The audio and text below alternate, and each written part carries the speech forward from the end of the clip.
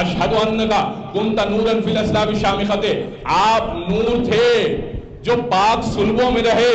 یہ حضرت ابو طالب کی بات ہو رہی ہے کہ آپ پاک صلبوں میں رہے. نور پاک صلبوں سے ہوتا ہوا. کوئی یہ نہ کہے کہ ابو طالب نے کلمہ نہیں پڑھا. یہ بات حسین ابن علی پر آ جائے گی، یہ بات رسول اللہ پر آ جائے گی. ارے ایک عام بچے کو میں بہت سادہ سی بات کرنا چاہتا ہوں.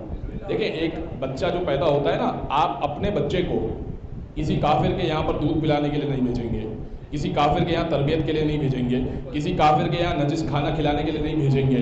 تو اللہ اپنے حبیب کے لیے انتظام نہیں کر سکا؟ اتنے سال ابو طالب نے پالا تو اللہ اپنے حبیب کے یہاں انتظام نہیں کر سکا کہ کھانا پینا ابو طالب کے گھر پر ہو رہا ہے تو چلو کسی مسلمان کے گھر پہ کھانا پینا ہو سکے. اچھا، اور کہنے لگے کہ بھائی وہ نبی نے کان میں کہا، حضرت ابو طالب کے سردار عرب کے سامنے نبی نے کان میں کہا کہ اے ابو طالب کلمہ پڑھ لیجئے مرتے وقت. کئی دفعہ کہا لیکن ابو طالب نے منع کر دیا کہ نہیں، کلمہ نہیں پڑھوں گا.